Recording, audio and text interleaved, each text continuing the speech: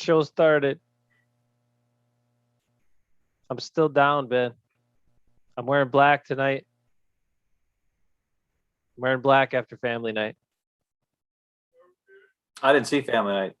I didn't really see it either, but I saw the Packer media people who do highlights, who did a highlight of this. Robert Tonyan turns a short catch into a big gain and blah, blah, blah. Except on that highlight, Lucas Patrick got destroyed. He got pushed back. First of all, the guy got up. I think it was Dean Lowry. I think it was Dean freaking Lowry who manhandled him. He got up under him, lifted him up, pushed him back, pushed him to the ground, almost landed on Aaron Rodgers' ankle or knee. And that all happened. And then you know what I saw after? So I went and I looked at the chatter on YouTube after, on that play. And a bunch of people hammering. Who's that guy who's 62, who sucked, who just got destroyed? Who's that? Get him out of there. Get that bum out of here. Blah, blah, blah. They didn't even know his name. What a bunch of morons. Those not real Packer fans. Some people didn't. Some people. You don't know his name. You don't know they're not real Packer fans. Now I got to say this. I had a couple of things. I was trying to think about this logically. I'm like, okay, Dean Lowry destroyed my guy. What happened? So first off, it was practice. So let's think about this logically. Maybe there's a silver lining. It was practice. Maybe Lucas wasn't like going full bore and expecting Dean Lowry to come out like guns blazing, right? And he just kind of got off balance, and then that happened. That's number one. Probably most likely. Number two, perhaps Dean Lowry in a contract year took a little enhancement, and maybe he's going to do enhancers this year. Illegally to, I don't know. That stuff happens, right? And number three is just that Lucas Patrick sucks all of a sudden. I don't like that one. What do you think? What do you think of the most likely? Or am I missing one? I'm thinking it was a pass protection drill and he sucked. Or a practice. I don't know. I didn't see it, so I don't care. All you gotta do is watch that stupid play. First of all, if you're the Packer media people who are putting out highlight plays, you should identify a play where your multi-million-dollar ace quarterback almost got his leg rolled up on because the guy got destroyed. Which, first of all, if that would have happened and Aaron Rodgers blew out his knee and was done for the year, I'm pretty sure Lucas Patrick and Dean Lowry would have been cut the next day. Right? You don't think so? Or Goody. Oh, that's the fourth one. That is the one I missed. Is that Goody told Lowry, hey, you get a chance. We think it's practice and it's halftime here, or we're not going full at it. Lowry, surprise him. Go for Rodgers' legs, take him out. And I will give you a bonus, and I'll give you that next contract. That's the number 4. Is that the least likely? I don't know, and I don't care. Hey, Bernard, what's up? Hey, I'm Rick, pissed off. I'm pissed off because people are hammering on my guy. My guy. Get over it. Okay. Well, you know what? Forget all this. I'm doubling down. Okay. All you haters. That guy busted his butt all the time. I'll be Doubling down on you haters. I'll be right back. What just happened? Yeah. Everybody's leaving. We're on a live show here. What is he doing? What is he doing? Is it live right now? We're live, Eckes. I don't know. He just left. What was he? I missed what he was mad about. What's up? I don't know. Who knows? I don't listen to him that much. The fifth and most, this is all I'm going to say on this show. The rest of the time, I'm just drinking beer. The fifth and most likely scenario is that I have not been wearing my man's jersey during our shows for the last couple months. And he wasn't feeling the love from me anymore.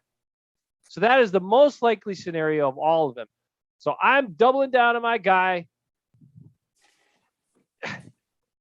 Oh, wait. God, that hurt kind of to crouch like that. doubling down on my guy, Lucas Patrick, dominate the rest of the season. And that distant memory, that thing will be a distant memory where you got blown up by Dean Lowry and people are hammering on you and stupid Packer chat. And, it'll be like this all season. And this. All right, that's all I got for you. Oh, one more thing, and then I'm done.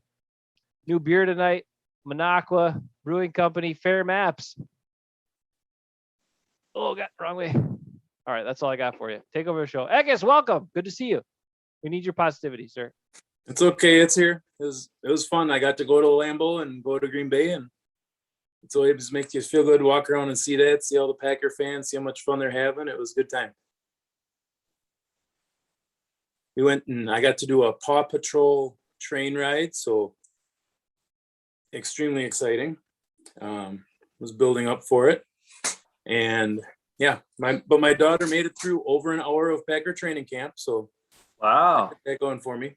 Yeah, she's Was, 5. Was Paw Patrol also at the Packers? No, that was a little ways away. Oh, okay. That makes more sense. Yeah. But yeah, it was a good time. I can give you my little bit that I saw. We sat by the receivers and the tight ends and running backs, and the quarterbacks obviously were there throwing to them. And was Jen with you? Yeah, me, Jen, and Berkeley. All right, so that's why you sat by the tight ends. I get it. Yeah. Very big crowd. A lot of people. It's a lot of fun. If you've never done it, it's really cool. I used to have the right hookups and be able to get the passes along the side, and that was even better, but this was still fun. And first thing is that I saw Robert Tonyan was over there a lot next to Big Dog. Big Dog's a lot bigger. Tonyan looks like a little kid next to Big Dog. He's big. Mercedes Lewis is a big fella. He's slow. But the other thing that you could really see is that Rodgers loves Tonyan. Their passes were dead on. All of the routes that he was running were awesome. And it was just really nice to see. And they just had a really good rapport. So I think that's something that they can build on. Which way is that going to go? If this is the last dance or whatever, blah, blah, blah, does that mean Tunyan's going to take a hike, or are we going to try and lock him up soon so it doesn't cost more? Or be interesting to see which way that goes. But that was a lot of fun. I did see DeGara. I think he ran a wrong route or made a wrong turn or turned too early or something, and Rodgers airmailed it to him. But you could see it was DeGara's fault because they came together. And I read an article today that said DeGara is a hidden weapon and defense is going to have a hard time finding it. Well, Rodgers wasn't happy with him, I don't think. He wasn't chewing him out real loud where the fans could see it, but he talked to him for a good 5 minutes, and you could see DeGara's trying to explain stuff, and Rodgers has had his finger down a couple of times. He wasn't happy with what he did, but for the most part, Rodgers is still dead on. He's not missing anything from the hour I saw, and there wasn't a lot of coverage and everything, but it was still fun to see the passes are right there. They're just so accurate. And with the 3 quarterbacks, you can see how far above Rodgers is. I mean, the one pass that Rodgers threw that wasn't great was, I think, DeGara's fault. And Love had some great passes. He was dead on the money. He looks like a strong kid. And at that level, you expect him to hit an open receiver and hopefully in stride. But he had a couple passes that it was a little windy, but you still thought, what the hell was that? That was ridiculous. And but like 2 or 3, and I'll give anybody that if most of them are pretty good. I don't know. I thought he looked pretty good. Aaron Jones was not there, so I couldn't say anything about him. AJ Dillon has a great big butt and really big thighs. He's a big fella, and he's fast for his size. He's got speed. He ran a 4.46 or something like that at the combine. So he's fast. He ran a faster time than Aaron Jones. That's all I know. It doesn't surprise me. And he works hard in practice. He was really running his routes hard, and he was, a lot of guys like Devontae was looking too cool to do too much, and he had his shirt rolled up. And yeah, maybe he should be traded. Well, he's just prancing around, but he's earned to do. I mean, he is a good athlete. Really? Because didn't he drop 2 passes on family night? One was a wide open slant that he couldn't even catch. Just turned into an interception. That's the number one receiver in the NFL. That's the guy who wants to be paid like the best receiver in the NFL, and he drops 2 passes on family night. Higher catch rating than Robert Tonyan. Trade him now. Get some picks before people realize without Rodgers, he ain't nothing. I don't disagree, and I don't think they should re-sign him, but he's there. And I was just saying, A.J. Dillon has a lot stronger work ethic than him. He was really trying hard. And one of the coolest things to see was that Randall Cobb is very happy about being back. I mean, he was running over by the fans, and he had his arms out, and you could see his smile from behind his helmet. He was really happy to be back. So whatever you think, if it was a good move or not, don't care. It was cool to see him. Cool to see somebody that happy to be dedicated to Packers like that. So I don't know. You can't go to a practice like that and not feel good about the Packers and be happy. I wasn't over by any of the linemen. It is what it is. So I don't know. Jair face. Or if he has the sunglasses on, Julian Alexander for his interviews. Oh, I thought that was Kenny King for a second. The first look. No. My daughter's cute, so she got 2 of them. Oh, that's nice. That's interesting because when the last time, serious report. Ben trying to get in there and like get all throw them off. That was a good report. I'm just saying. Thank you, Eckes, for that. I went to a practice with my daughter one time, and she actually got a Randall Cobb face. Ooh. That became her favorite Packer. And then when he got he wasn't signed back, she was all sad. And then she found out that he's back, and she was happy. She's the one person in this family that was happy that Randall Cobb came back to the Pack. Yeah, I'm happy too. Come on, I'm happy for him. Good. Yeah, he's good. But you got Amari Rodgers. How did Amari Rodgers look? Did you see him? I saw him, and he was in the middle. I mean, he didn't stand out. He's kind of there, just soaking it in. It almost looked like he looked good, but he wasn't. He didn't do anything. Now there wasn't a lot of coverage. They just had a couple guys out there trying to get in the way a little bit, but it wasn't tight press coverage or anything. So yeah, I thought he looked fine, but he wasn't. Dylan was the hardest worker that I saw, which was cool to see how hard he is trying out there.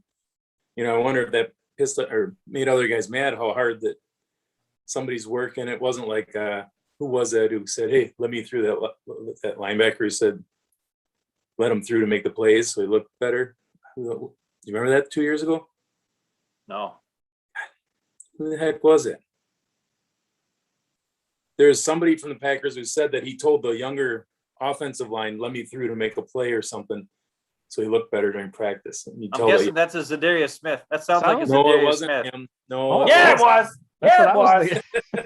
I thought it sounded a lot like Zadarius Smith.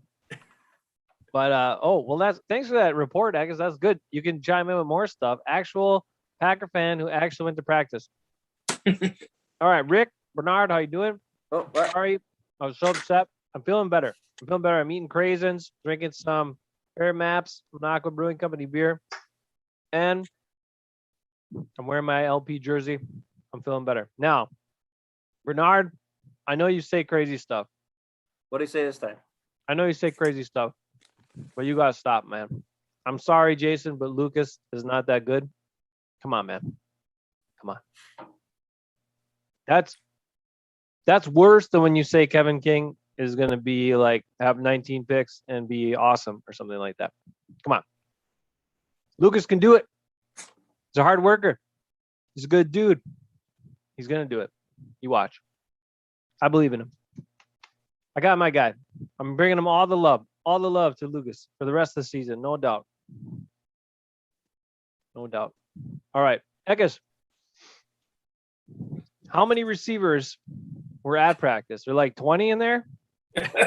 There's a lot. I thought some people snuck out of the stand. There's a lot of them. But a lot of them, I'm looking at the numbers. I'm like, who the hell is that?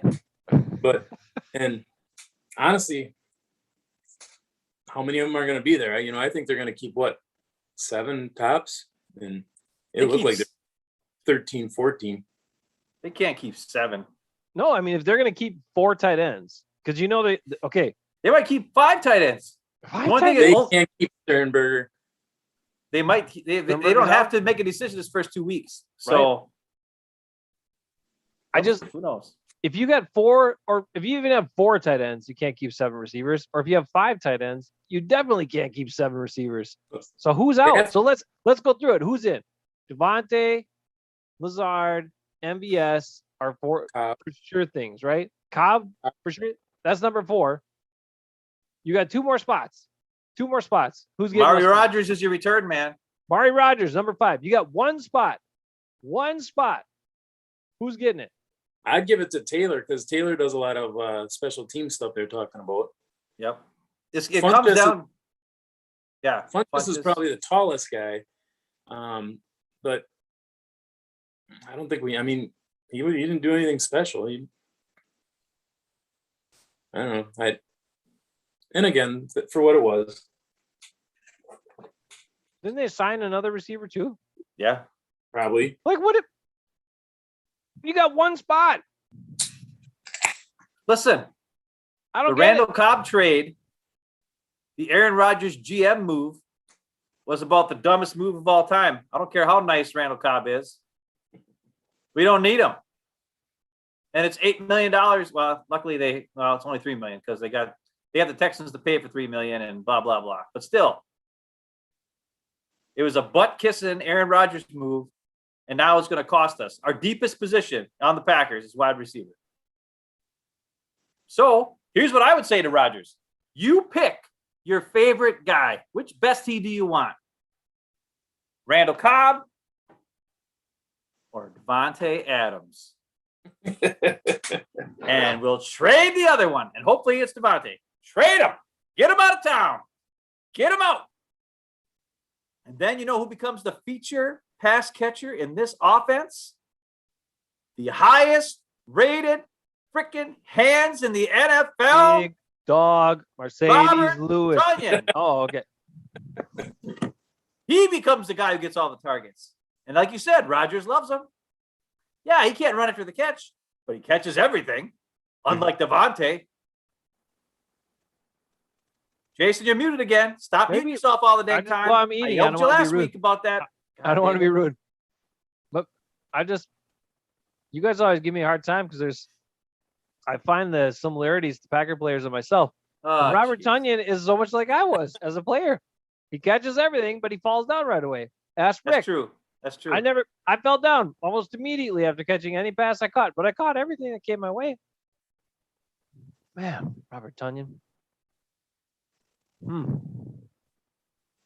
I mean, I'm not tall and fast and all that stuff, but I could catch, and I fell down after I caught it. So we have that in common. I know it's a beating a dead horse, but I'd love to see the Packers part ways with Adams and invest in Tonyan this year and MVS. Yeah. I'd love to see him sign both those guys, and that's what I'd like to see, but we'll see what happens. They just don't return my calls. I don't know what's going on. No. Well, they don't care about you or me. So we get into what we want to see here tomorrow night, or what the things to be looking at. I mean, obviously Jordan Love is number one. Everybody wants to see what Jordan Love looks like in a game with bullets flying, and see if he has a couple of wound duck passes like Eckes says. Yeah. But, is there anything else besides Jordan Love? Because that's obviously number one answer that we should be looking at, or what you think you want to see here, Eckes. What do you think? Is there any one thing that you're looking to see tomorrow night? Well, we were just talking about it. I think the receiver battle is going to be, we're going to see who is running the best routes and has rapport with Jordan Love is what it'll boil down to, I think. Because as you guys said, I think they're fighting for one spot. They can't keep Sternberger. I'm all for keeping Daphne. He looked really good in camp too. He is the other guy who impressed me quite a bit. And he was working hard. I think he's fighting for a roster spot, but he knows it. And he's really, really pushing it. And I wasn't over there to see much on the defense. Can we please cut Kevin King? That'll save us some money right there and free up a spot. I mean, I'd rather see Funchess play cornerback. Put him over there. But that's what Rick says too. That's what Rick says too. Keep all the receivers and have some cut 3/4 of the defensive guys and let some receivers play defense. Who cares? Yeah, but the other battles, and I would have liked to have seen some of the line play and just some of those guys over there, seeing what they're doing and how they moved and everything. But the preseason game will show a lot more than this practice did. I just like seeing them and seeing what they look like. Yeah, the linebackers are going to be interesting to see. I want to see what they do, and they're not going to run all their schemes and everything. You're not going to see much of what they do. It's just going to be straight up, but just how they move and how they fit together. That'll be interesting to see. That's what I'm looking for. That's something I want to do. I actually just re-upped Game Pass again. So I'm not going to be home tomorrow night to watch the game. I'm actually going to Eric's house. We're going to Eric is going to be awesome. He's going to give me and my family a tour of University of Minnesota for Grant, because they didn't have that this summer, so we weren't able to have an orientation kind of thing. So Rick's just going to walk us around and see what's up over there, and then we're going to go over hang out at his place and stuff. I got to try one of your home brews, Rick, just so you know. Get some ready for me. But Make also it fruity. well, no, I'll drink whatever. I don't care. I'll drink one of anything. After that, then yeah. But what I want to do is watch the Game Pass on Sunday after work. I'm gonna watch the beginning of the plays. For next week, I want to have a breakdown of not necessarily what the defense is doing, but with the new defensive coordinator, it's interesting to see how they line up. Like, okay, where are the corners lining up on first down and on third down? Are they 9 yards off? That kind of stuff. I know it's going to be just a vanilla base type defense thing, but it's going to be interesting to see where they go. How many defensive linemen is he playing? Is he playing obviously Za'Darius probably isn't going to play. He hasn't practiced all week, but is Preston playing more of a defensive end type role, or is he playing an outside linebacker role? Is he having more big guys out there or less? That kind of stuff. And then also to see what their guys' roles are.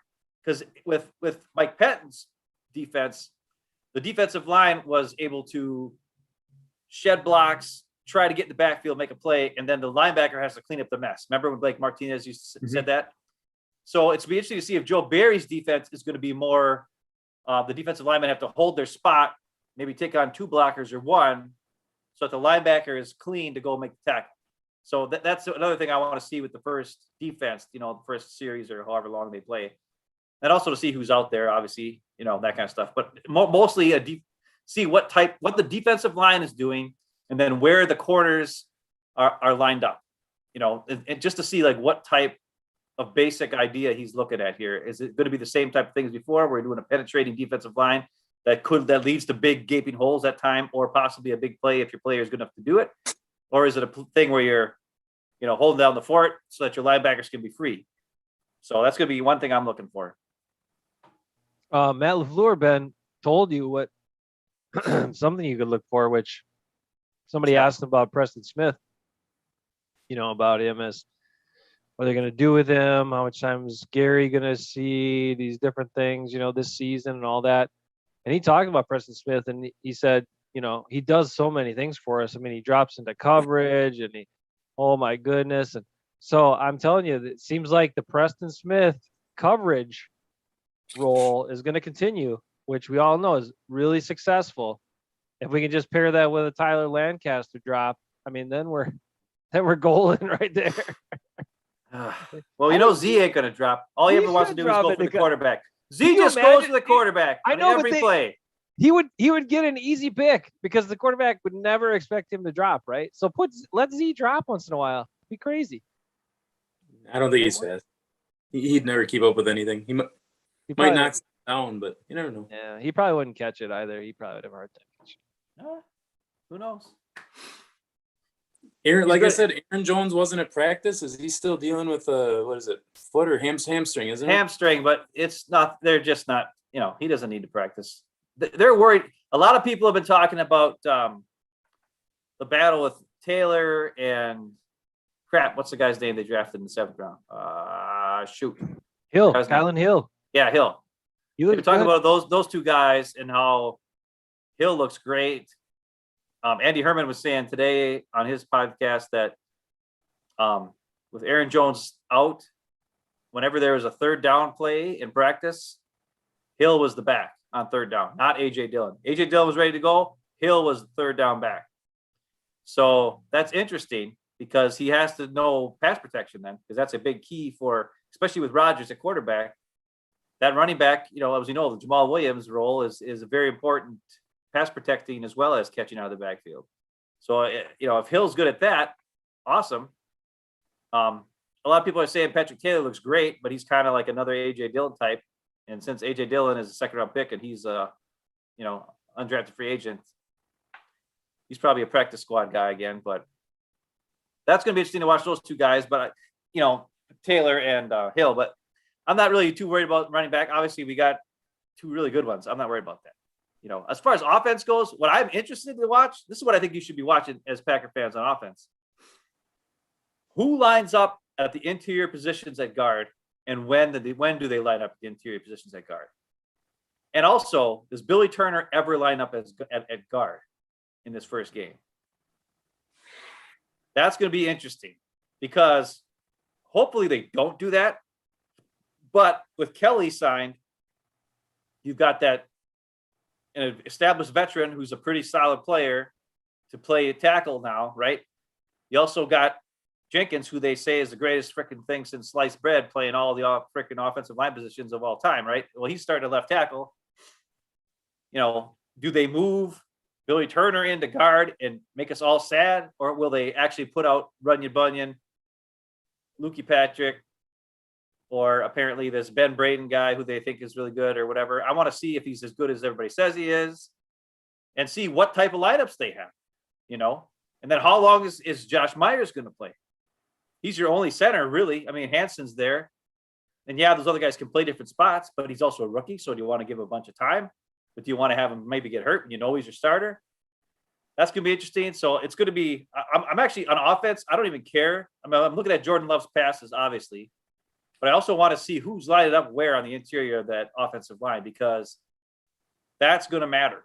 Who are the guys they're counting on? And then once David Bakhtiari comes back and Jenkins comes in, then who's the other guy out of those three that's going to play? Is it going to be Jason's guy, Lukey Patrick, or what? I don't know. That's a tough one. I'll tell you what. I think Lucas Patrick makes a team because I think based on what they've been doing, I think he's your backup center. And even if you don't start him, like let's say they do something really dumb, like start Kelly and Jenkins at tackles, and then they're like, "Whoa, we'll put Billy Turner in at right guard and kick Patrick to the bench." Let's say they do that. He can back up both guard spots and he can back up the center spot. So I think because they're going to keep 11 receivers and 8 tight ends, you got to have like a couple of linemen that are going to play a bunch of different spots. And that's it, right? You got to have it, and they talk about that all the time too. So I think he makes a team for those reasons, and I think they can hopefully hide. They're thinking, even though there's preseason games, if they put some of those young guys in late, they're hoping they'll be able to hide them, so other people won't poach them if they put them on the practice squad and stuff. So that would be my guess. One quick note, though, I don't know if anyone else noticed this, but some of the videos Packers put out, showing practice stuff, showing Aaron Rodgers and Jordan Love throwing simultaneously like drills side by side. There were some times where Rodgers' ball got there a heck of a lot faster than Jordan Love's ball got there in some of those plays. So I don't know if, Love is just trying some different things out and not putting as much on it sometimes or whatever. But there was a noticeable difference in the amount of time it took the ball to get to the receiver when they were throwing like side by side.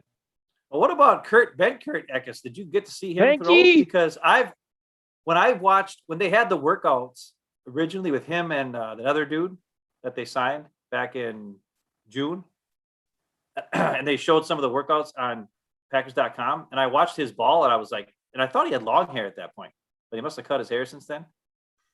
But I thought his ball looked really good. I thought he looked amazing, like pretty dang accurate. He had a good zip. He got the ball out of his hand fast. He had a quick release. Maybe he doesn't have the power that Rodgers has, but he seemed like a pretty solid, like a Tim Boyle type guy where he's, pretty accurate and got a quick release and seems pretty smart. But I don't know if you saw him play or what. You saw him throw a couple balls or what? Well, the drill that I saw that I got to see the most of was one where they'd have 3 or 4 receivers line up, and they'd all run different routes. And one of the quarterbacks they'd take turns dropping back, but then each one of them would have somewhere that they're throwing the ball, and one would hit somebody deep, one would hit a slant. They'd be running different routes. So it was hard to know who was always throwing it. And I guess what I would say is nobody was throwing it real hard when I was watching. They weren't rifling it in there. Now I'd say that Rodgers' balls were getting there the quickest, but I think that's confidence. I think he knows where he's throwing it. And if the receiver isn't there, then that's on the receiver. Rodgers has done this enough that his ball is going where it's supposed to, whereas I think Love and Higney, or what's his face, are they're both trying to figure that out yet, so they don't have the confidence to throw it that hard to that spot yet. So, and that's what practice is for, is building that timing. So I guess I wouldn't put too much into that, because I saw Love throw a couple deeper ones, and you hit them in stride. They're great passes. I thought, that's a nice pass, because it's kind of windy too, so it was nice to see. But again, you can't, like, Devontae was just trotting, so how can you throw it to him hard? And if you throw it where it's supposed to be, but Devontae's Devontae, well, that's still going to be on Jordan Love, so he was screwed there. Unless Jordan Love was trying to hook up with Daphne or Dylan, he couldn't really let loose, I don't think. But it was a Packers, stadium practice or fan practice, so I don't put too much into it. But like I said, it was just fun to watch. I think that these preseason games will show a lot more, and we're talking about what we're looking for, but they show so little. They don't, they do so much more in practice than what they're going to do at these games. They don't want to give anything away, so who knows? It'll be what it'll be. Guys can make the team, though, by what they do in preseason games. Yeah. We've seen it in other years. I think the interesting. So we were just talking about some of the things that we think are pretty settled, right? I mean, most of the receiver spots are pretty set. I mean, and they've got that kid Winfrey, right, who's playing and had a really good camp and all this stuff. Like, so you got one spot, and you got Taylor and him and Funchess, and I mean, Reggie I don't know. Bagleton. I mean, I don't know. It's kind of crazy. It's not like the Packers have all these awesome receivers that you're like, oh my God, we shouldn't have competition at receiver. It's just that the other guys are going to be kept most likely for one reason or another. And like the D line, I don't think there's a lot of intrigue there. I think that's pretty, they got some of their They don't guys. have anybody. They got five guys. They're going to keep the guys, they're going to keep. I mean, they did pick up that. What's that guy they just picked up? That's the athletic freak guy. Oh yeah. I can't remember his name. I can't remember his name either. That's terrible. Or Bernard will know. Give it to us in the chat. Bernard, what's his name? I'm terrible. We are the worst Packer hosts of all time. We're not prepared. I was focused on the O-line and give my love to O-line will be interesting. Like, those are the battles, right? O-line's going to be interesting. The running backs, like that third running back spot, because people are saying Dexter Williams is having like his best camp too, and he's been kind of a disappointment to this point in his career. But if he's having a strong camp, I don't know. I still think it ends up being Kylan Hill. I think they keep 3 running backs. I think they try to hide Taylor on the practice squad again. But there's just some positions that you don't think there's a lot of battles to be had, and there's some that I think are going to be really interesting, like O-line. And I'm still really interested to see how this cornerback stuff, CB, works out. I mean, I know Bernard says King stays, but I don't know. Like, if some of these other guys step up, I don't think it's a done deal that King's on the team. I wonder if J.K. Scott shows a little consistency, or if we start shopping there real quick too, because I hope so. That guy's, how do you boom a punt like 70 yards one time, and then some other times you hit one like 30 yards? It's just, I mean, that's a huge difference. And you have to think you're doing it the same way every time. I don't know. I don't need the 70 yards. Just consistently give me 47. Right. But yeah. Now we all know that Mason is unexplainable. Like, he's just a magician. Old. Well, he's old. He looks older than me, and he's not. So, but he also does things with the football that no one else could ever do, because he makes you think he's going to miss really badly, and then somehow kind of like weaves back in there.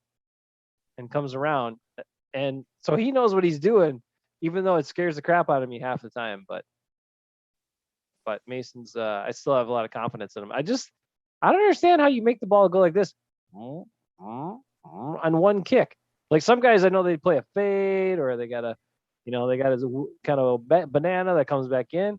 But his balls actually go multiple back and forth like 3-4 times before it reaches the uprights. And I maybe it's the drama. Mason is good for the drama of football, and he brings drama to kicking. So that's something a lot of guys don't do. On a slippery field, that takes a little talent. Yeah. Skilled guy. Looks older than Ben, but he's skilled. Let's see. He does look older than me. What else is there? What else is there on this team that we're looking for out of this first game? I think Ty Summers. Nice. Ty Summers. God dig it. Play. Let's see what they do. I want to see him look good. I listened to PFF today. Yesterday, they put up their NFC, AFC North. They do a podcast. It was 2 hours long. They went over every team in the AFC, NFC North. We got to talk about Tay after this. Okay, that's fine. So, and we're talking about Packers inside linebackers and how Packers don't care about inside linebacker. I mean, look at who they got. They got like nothing. And they talked about him. And they didn't say they didn't really talk about anybody's PFF grade other than one guy. They mentioned Chris Barnes' PFF grade, which was a 43 last year, apparently. 43 out of 100.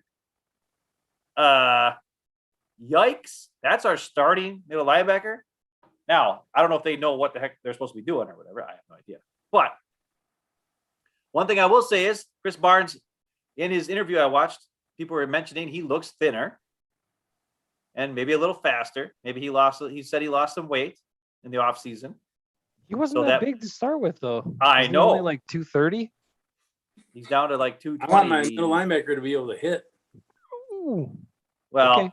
All I know is, but Ty Summers is 240, and he's still faster. So, hey, I don't know. But I want to see Ty Summers look good. I want to see Chris Barnes look good. I don't care. Devontae Freeman or Campbell or whatever his name is, Devontae Campbell. He looks good. Fine. But I do want to see something. And it's all good. Like I said, it's going to matter on what the defensive line does and how that works together, even though half the guys are hurt. Kenny Clark is hurt, hasn't practiced. Darius Smith hasn't practiced. Kingsley Kiki's just back, but he wasn't really practicing with the team. He was just practicing now off to the side. So they have like nobody. Like they got Lancaster and Lowry and TJ Slayton. They're like their only guys, plus the guy they picked up on the defensive line. So those guys are going to have to play it the whole game. So it's going to be interesting to see there. But that's one of the things I'm looking at. Middle linebacker, make some plays. Let's go. Also, Gaines, the strong safety. A lot of people are saying he looks good. Really? Wow. Undrafted free agent guy. I don't know. There was talk about using more of 4-man front with Kenny Clark, Z, Preston, and Gary more this year. I mean, I guess I'm okay kind of with that on expected passing downs, but potential running downs, I'd be a little scared about that lineup on the front. Yeah. They wouldn't do that on a running play. I hope not. I really hope not. But they don't. You're right. They don't have many big guys, and they don't have many big guys inside. So, I don't know. So it's a little light on the interior defensive line again. Yeah, it's been that way for a few years though. So I'm not sure why that hasn't been addressed more aggressively. But that's where we're at. Same reason linebacker hasn't been addressed aggressively. They want teams to run the ball. Is that it? Yeah, so that the offense could sit on the sidelines forever and lose their mojo, while the defense just sits there and yeah, they only give up a field goal, but they let 8 minutes go off the clock because they couldn't stop them on third down. That's what happens every year. And that's the other thing. People were talking about Joe Barry's defense and the Vic Fangio and the Brandon Staley defense, where he's coming from, blah, blah, blah. And they're saying that it's the same type of thing that the Packers were doing last year.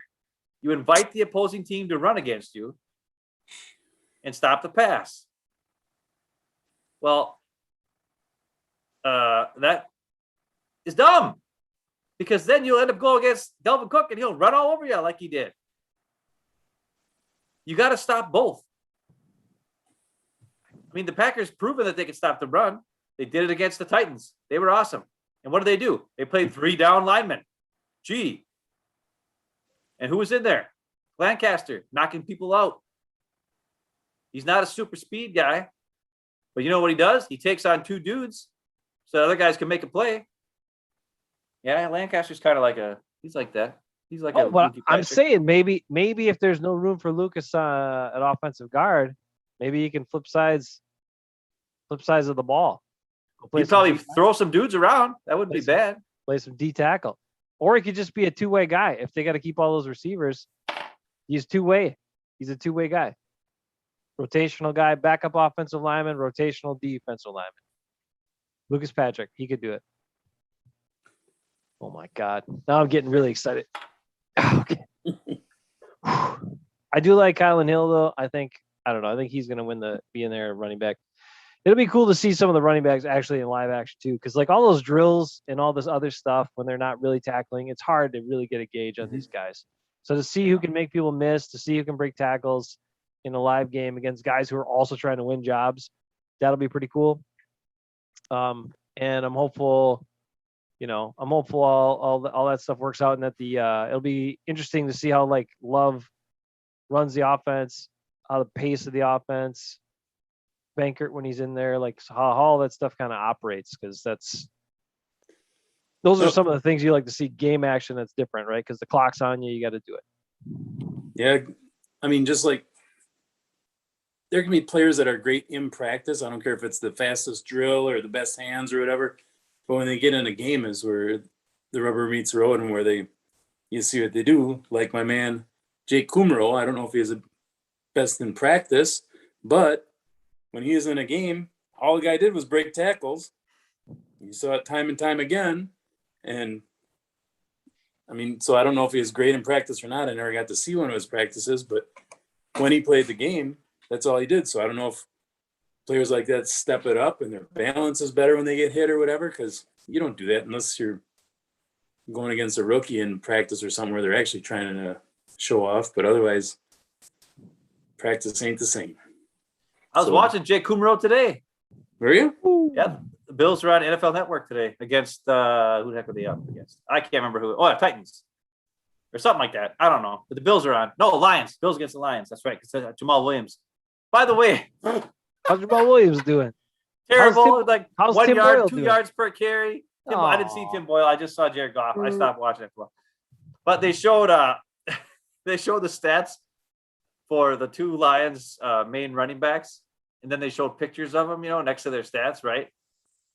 And the one guy, I can't remember what his name is, Swift or whatever, he was just standing there normal, right? And then freaking Jamal Williams picture, he's like this. Like that was the picture they used on TV. You know what I mean? Just having pictures like a guy standing there with a smile or whatever. But his is like doing this dumb face. And I'm just like, oh my God, he's crazy. The other thing, during free agency, before he got signed, he was on NFL Network. And I don't know if you guys ever watched NFL Network, but there's a guy, Andrew Siciliano, who's got like ears that are about as big as these. Oh, yeah. And he's interviewing Jamal Williams. And after the first question, Jamal Williams is like, dude, those ears, man, they're huge, man. They're like massive. And it's like, I can't get over it. And then he's trying to ask him another question about something else. And then he answers it. And then he asks him another question. And then he's like, I'm sorry, can you repeat that question? I just can't get over your ears. And he's like laughing and stuff. I'm just like, oh my God, Jamal Williams. Not the smartest guy, but super fun guy. But it was just, and Andrew Siciliano was getting a little pissed. Ooh. Because obviously they're not like good, but like I was like, they must be good buddies, right? No, they're not, because he was getting he was getting a little upset. But I mean, he's got. You got to have a good sense of humor if you're running behind the Detroit offensive line. So I know. Well, he did not look good tonight. I'll just say that. There's a big difference between running behind Detroit's offensive line with Jared Goff as your quarterback threat, or running behind the Packers offensive line. There's a big difference. Listen, the Lions' offensive line is apparently not terrible, according to PFF today. I listened to it. They went over the NFC North. They said the Lions. Lions just paid their center. He's the third highest paid center in the NFL right now. They drafted Penei Sewell, who's supposed to be so dang great.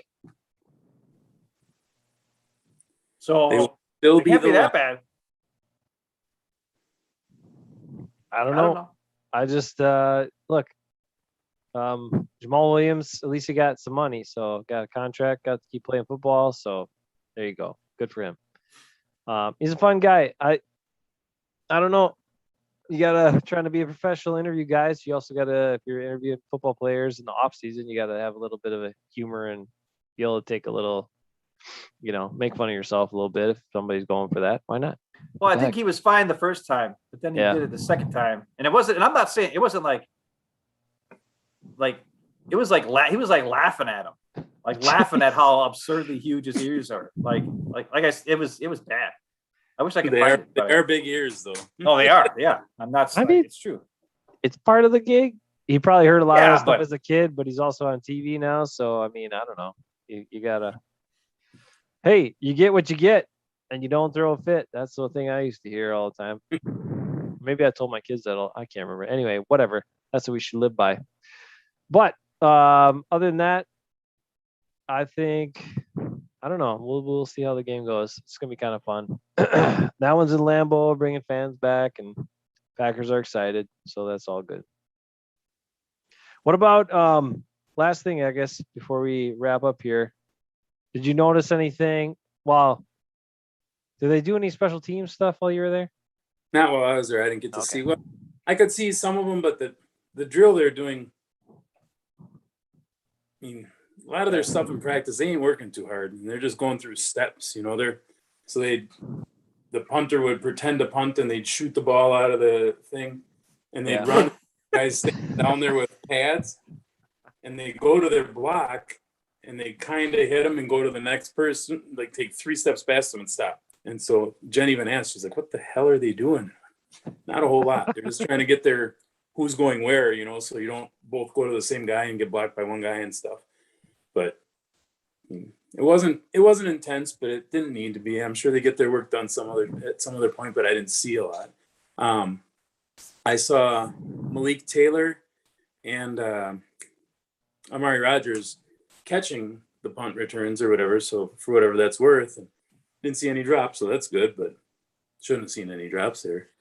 I'd have been upset if I did, but maybe that helps you get an idea of who gets, that last receiver spot. Because if Taylor is going to be used in that way, then gives him a leg up on guys, and he's probably going to be one of the coverage guys on punts and teams and stuff. So, I had an idea. I was talking with my wife, and I said, because our blocking usually sucks on kickoffs. They've been bad, dude. Like I said, screw it. The Packers have been really bad.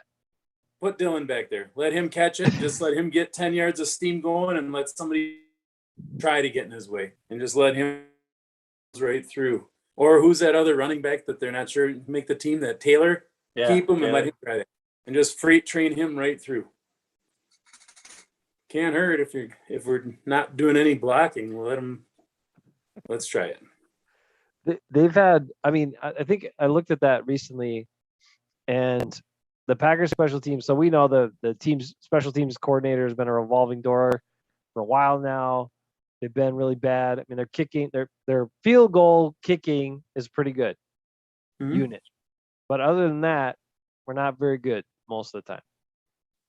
I think it comes down to the blocking, though. I'm sorry. Well, yeah, of course. It's not who we have back there, because you have guys like Bagleton's fast, and it's not like they're going to the wrong holes. It's that there are no holes to go to because our wedge falls apart or our blocking falls apart, and then they got 9 guys back there to tackle them. What do you want? Right. So, and it's coaching, or I don't know. It's clearly gotten harder. You don't get as many opportunities, kick return and all that stuff, but it's clearly gotten harder to have impactful returns. But we see other teams do it.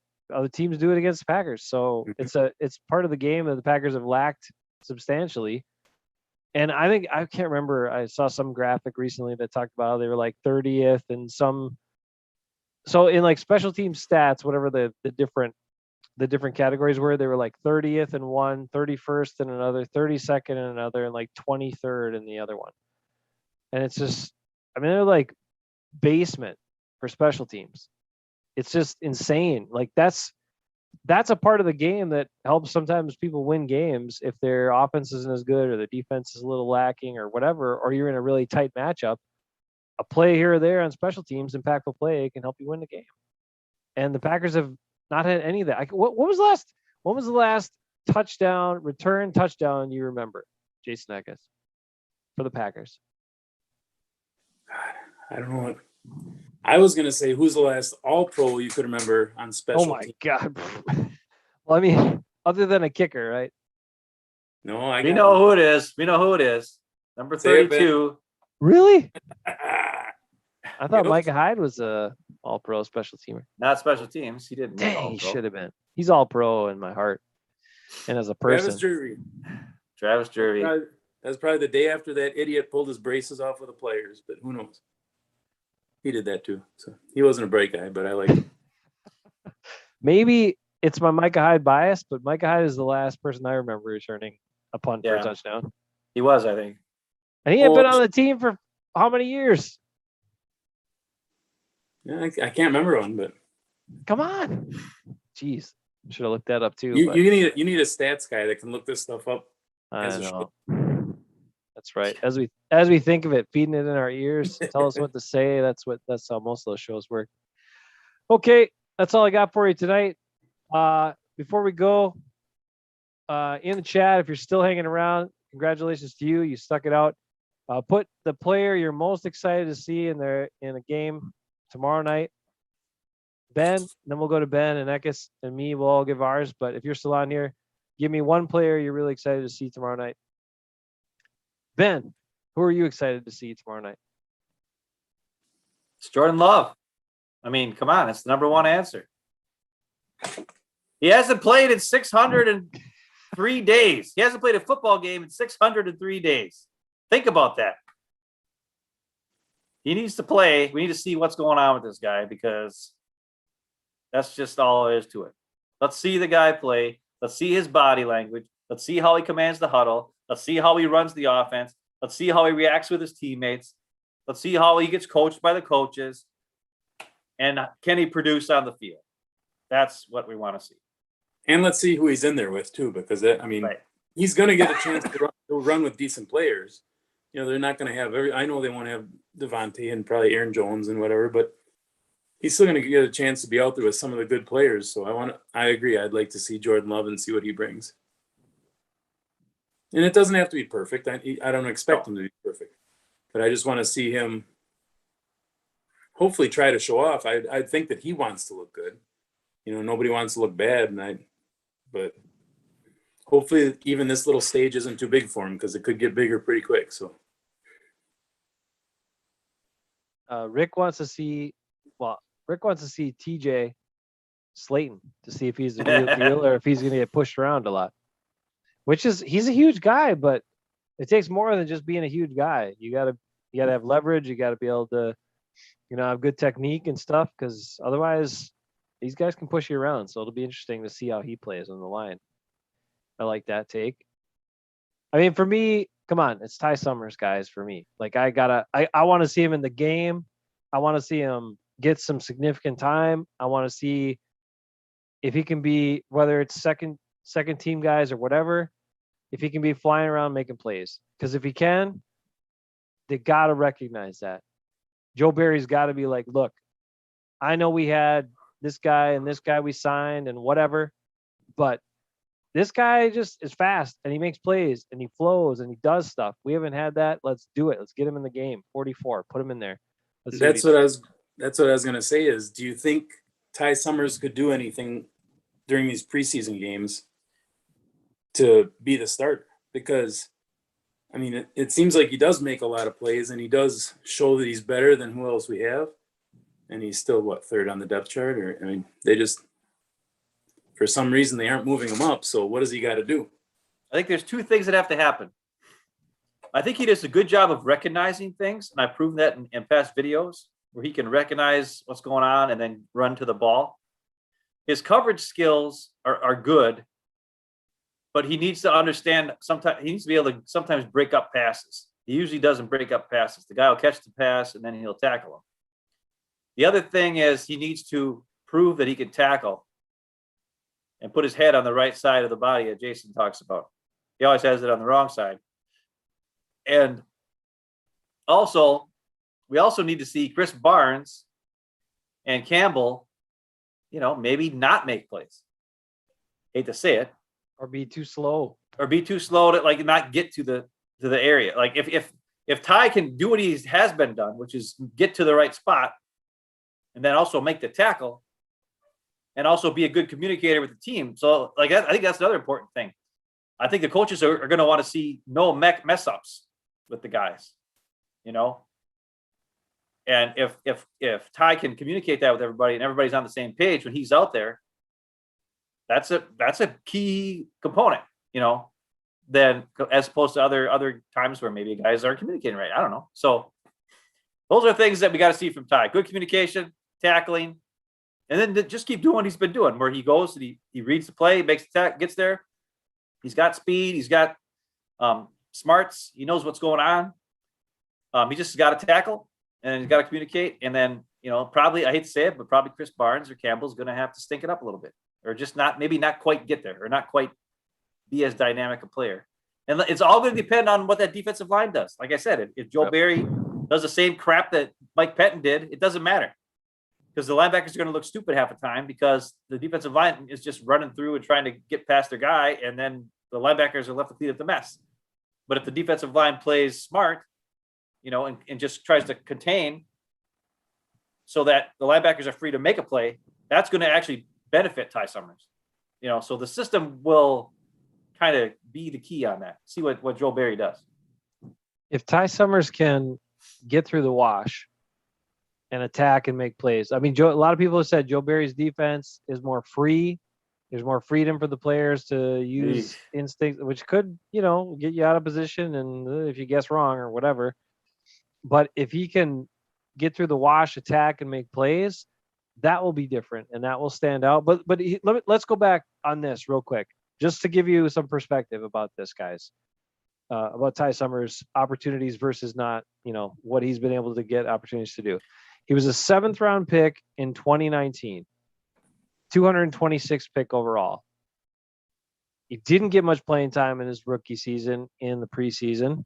He made the team primarily because of his athleticism and special teams. And then last year had no preseason games or opportunities whatsoever, right? Like everybody else. So this is the time. This season is when he has to jump out in the preseason.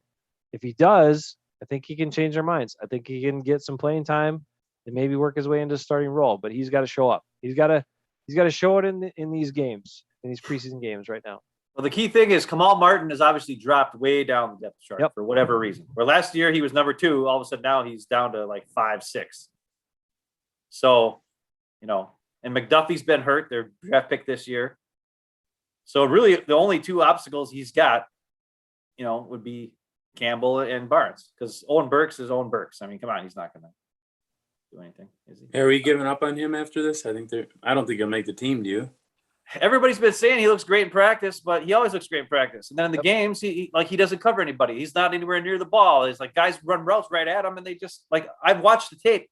He doesn't. It's like he freezes. It just stops, and he stands there, and guys run, and then they catch it, and then he tries to tackle him. Okay, well that's great. But when you watch Ty Summers watched the guy in front. It comes in front of him, and Ty just beelines for him because he knows the ball's going there. You know what I mean? He's already moving toward that guy. Instincts, because that's his job. That's his responsibility. Even in his zone coverage, he knows, okay, this guy comes here based on the coverage. There's nobody else who can make this tackle other than me. I have to get there. We have protection deep on this particular play. Where the opposite of that, on 3rd down and 9, Owen Burks, Preston Smith, guys like that, they stand back 9 yards off the ball, or they back up, to go in their zone. They watch the guy run in front of them, wide open, catch it, and then go there. It's like stop the guys from getting the third down. You know you've got help behind you. So yeah, okay. If for some reason you jump that route, and then the quarterback throws the guy to a guy behind you, it's going to be a first down anyway. And yeah, you'll give up more yards, but there's guys back there to make the tackle. Your job as the interior front, whatever. The first line of defense from stopping the first down is to stop the first down. Because then you get off the field. But when you stand back there, watch the guy run a route, he catches a freaking 7-yard route when it's 3rd and 8. By the time you get there to make a tackle, he's got 10 yards. It's over. It's dumb. You have to move with him. When he makes his break, you make a break. Because most of those guys that they're covering are going to be slot receivers, tight ends, or backs out of the backfield. They don't make double routes or double moves. You know what I'm saying? A lot of times it's go, cut, an in route, an out route, whatever. They don't do double moves like wide receivers on the outside do, because they have to do double moves to get open.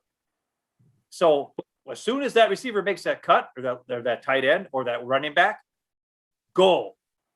Just go. Because either you're going to make the tackle, break up the pass, or prevent the quarterback from wanting to throw the ball there. And he's looking there waiting. And then he sees you're coming and he's like, okay, I got to go somewhere else. And by that time, guess what? Maybe Rashawn Gary's making a sack because you stopped that play from happening. You took away that passing lane because you got in the middle there because you read the route and you went for it. Ty Summers does that. But Owen Burks, Preston Smith, guys like that, they don't do it. They stand there and they wait and look. And then it's when the guy catches the ball, then they go run and make a tackle. It's dumb. It's just dumb. Is part of that a coaching thing too, though? Because if I was a coach, I would be saying, hey, go for it, because I got Savage waiting. So if he does try and drop it in right over the top of you, Savage is taking that all the way back to the house. And you cause that because they have to loft it up and Savage is just licking his chops praying that they throw that. That's how I'd coach it, at least. Well, it is a coaching thing. I hope it's not a coaching thing, because but it is. If Ty Summers shows recognition and attacks the play, and the coaches are saying, no, we want you to do what these other guys do, and that's really the reason why he doesn't get to play or was on the lower on Pettin's doghouse or whatever, that's dumb. Because, I'm sorry, you gotta make plays. So I hope that's really not it. I hope it's more these guys just don't have either the understanding or the experience or the recognition to see what's coming and then attack it. And they're just a step slow. And if you're a step slow in the NFL, you give a first down. That's the way it is. So I'm really hoping it's not coaching, because that would be a really dumb coaching philosophy. Defense is all about diagnosing and attacking, not sitting back, letting guys catch the ball and then go try to tackle them. That's stupid. I think it's probably Mark Murphy's fault. Good point. Listen, all you got to do is watch Tampa Bay tape. Packer against Tampa Bay. Those guys are always pressing. They're always attacking. They're always go back and watch that. When you watch that play when Aaron Jones fumbled at the start of the third quarter, when you watch that play, I thought when watching it live, I thought the safety must have known something and moved before the pass. He did not move before the pass. He was 15 yards off the ball. And as soon as Rodgers threw it to Aaron Jones, as soon as the ball, he looked at Jones and then threw it, that check down, then the safety beeline as fast as he could. Jones caught it, turned around, guy hit him right on the ball, fumble. The guy went 15 yards. Why? Not because he knew what was going to happen, but because he reacted immediately and attacked. If that was a Packer guy, that was Savage. Well, maybe Savage has actually been better lately, but Clinton Dix. He would have stood there, waited until the guy caught it, then tried to go run up and maybe make it play.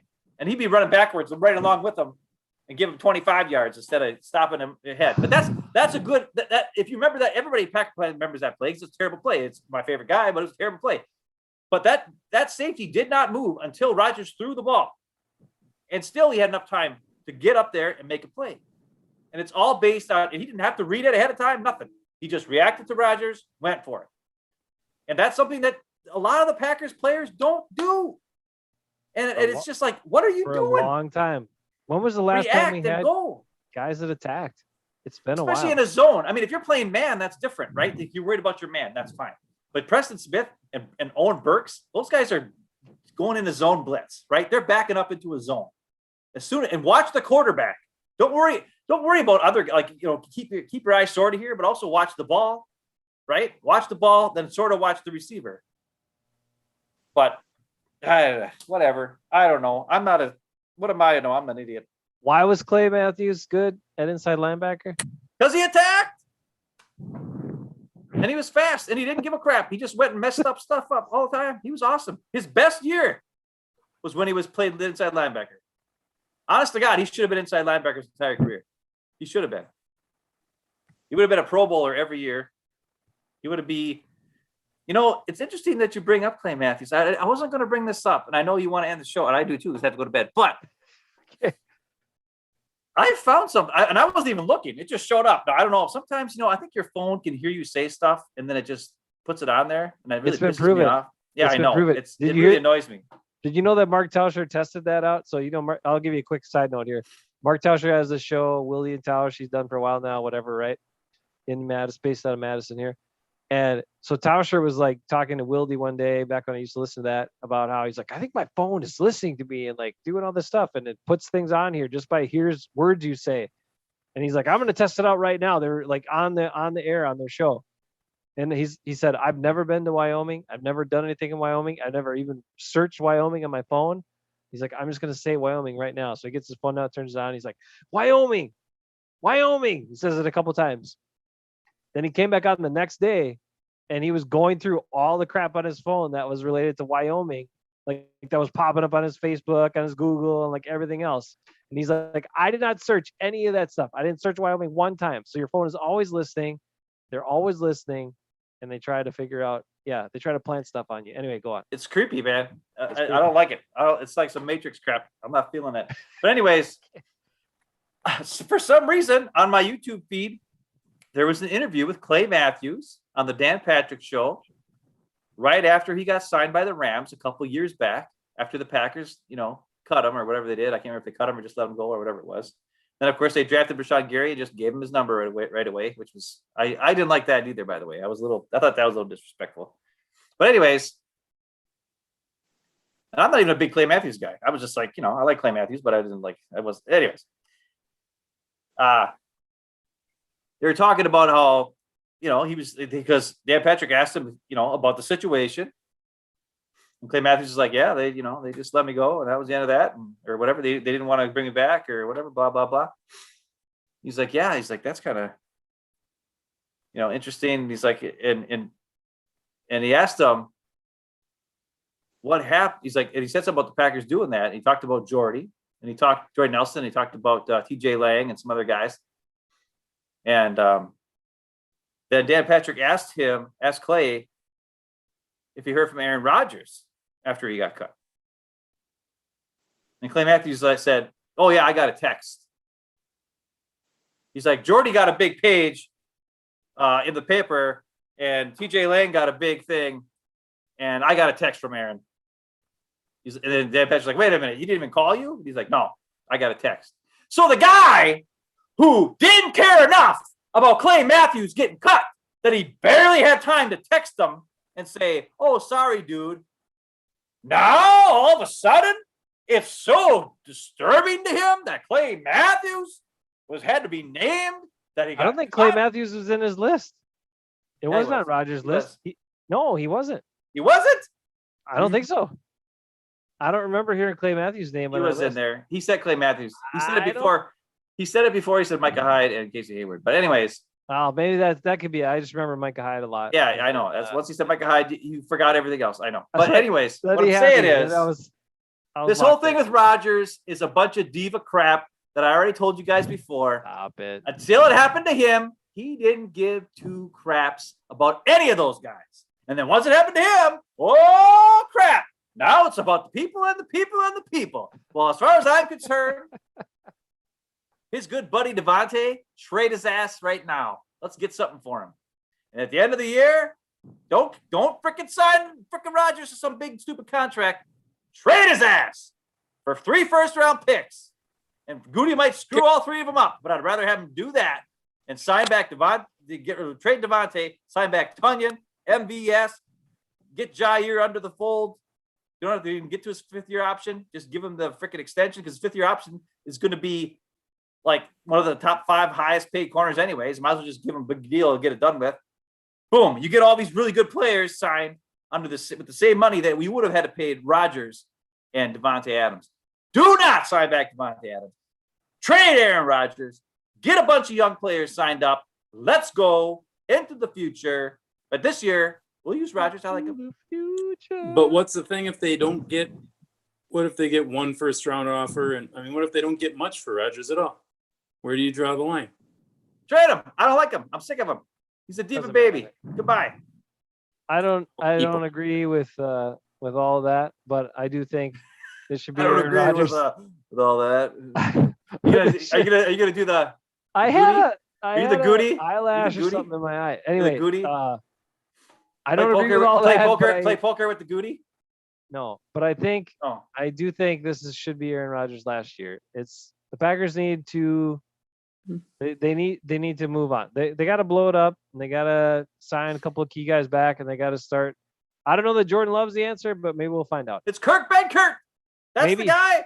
But I do have to ask, I guess, about this. After we got some stuff in the chat, some news. Mom said first, haha, went to San Francisco. Rick said, haha, playing for the Niners now. Well, that's So- only- Niners. Haha. that's helpful. Yeah. Haha on the Niners. It's just so weird. And you'd think their defensive staff would see through that pretty quickly. Eckes, does haha make the team on No. San Francisco? He doesn't even make the team. No, Probably not. Probably not. no. I mean, I understand kicking the tires on some of these veterans and just seeing if you're thin there, but also bringing some of these guys in just to cut them. So the younger guys like, oh, that's haha Clinton did. Oh, he got cut. Holy cow. As Chris Carter pointed out numerous times, a Pro Bowl player. How could you trade a Pro Bowl player just like that? I'll tell you how, because he stunk. Anyway, Ben, what do you got before we go? I was just gonna say, Demarius Randall is moving back to corner with the Seahawks this year. Just so everybody knows. Wow. He's still bouncing around. He's still bouncing around. He's signed with the Seahawks and is moving from back to corner. And the only reason why I know that is because I listened to the PFF podcast on the NFC and the AFC West from Monday. So it's a really good listen. I usually don't, like stuff like that, but they do a really in-depth, pretty good. Actually, their Packer in-depth wasn't that great. But a lot of the other teams they did was pretty darn good. That's And like what I you learned come some stuff. It was pretty good. This is for Rick. Khalil Mack apparently had a PFF grade of 92 last year. I don't know how, because when he watched the Packer game, he had a Ben Hafeman grade of minus 92 because he was so bad. But whatever. Slag it off. Billy Turner blocked him, for God's sake, on multiple plays. Whew. They were saying, they're like, well, his stats weren't that great, but he had a lot of good wins off the ball that didn't lead to sacks because the ball was already gone. And I'm like, Not against the Packers. That's for sure. no, but I guess all year long, whatever. All right. Well, Also, maybe... I watched Mitch Trubisky today. Mr. Trubisky was a starting quarterback for the Bills in the playoff game tonight. And I've never seen this in my life. They ran the ball. The first 6 plays of the game, they ran the ball. And they were awesome. And then it was a 3rd down play, and they had to pass. And Mr. Trubisky threw it into the dirt, like right into the ground, even though the guy was open. So Mr. Trubisky is still Mr. Trubisky, except now he's a Bills with Mr. Trubisky. And he almost threw it to your man Kumaro, but Kumaro was actually the diversion on the play because Kumaro did the slant. The other guy did an out route. And Trubisky underthrew the out route into the dirt, even though the guy was open. It's pretty sad. But hey, now we got Randy. We got the red rifle with a beard. I guess he's growing a beard, and it's like amazing. I haven't seen this, but that's all. That's what the talk of the Bears camp is. They want Justin Fields in there, unless Andy Dalton keeps that beard. Then the Bears fans want Andy Dalton because of his beard. There you go. Because that's more important than actual play on the field. Beard.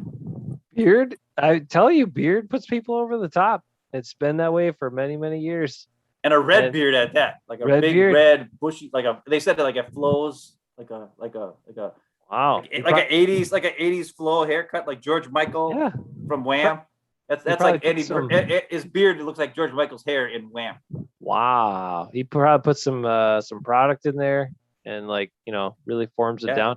I mean, it's no like Ryan Fitzpatrick, but it's right apparently it's up there. It's up there. up there, close to Bruce's beard. Before we go, Yeah. just to point out for Ben, Mr. Trubisky going for the 39 quarterback rating apparently on that play. All right, that's all we got for you this week. That's right. Eckes, thanks for the Packer Report. From, Yes, Eckes.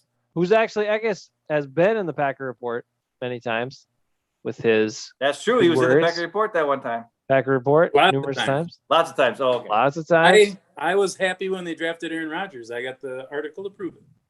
Whoo. Because I was in there and I said it was a great pick because he could learn behind Brett Favre. I was gonna But yeah. I was still said that it was a good pick. So at least I had that. Hey, show everybody your tattoo since you're sleeveless there. Oh yeah, let's see it. Look at that. Oh, Gonna get The bigger Super again, but- G. The Superman G. That's How long have you had that 1992. 1992. Man, you are old. 47. I only got 3 years to my prime. Wow, you got that in '92. That's when Dustin Favre came. That's when I turned 18. Oh, I thought it was when you knew something special was happening. No, they sucked, but I didn't care. Okay, nice work. You're a good luck charm, Eckes. You're a You've true always been a Packer good luck, fan. That's all. Yeah, good luck, Yeah. Packer fan. and a good luck charm. Unless you're Don Bukowski, because then he got his career over. Thanks to you. Way to go. My Yeah. favorite guy got There's ruled only thanks to you. Only so Eckes many- luck strikes again. Eckes luck. All right, we're out of here. You guys have a great weekend. Stay safe. Be well. Eckes, thanks for coming on. Ben. I gotta go to See you, bed. We'll boys. see you tomorrow, Rick. See you, Eckes. Take care, Have a guys.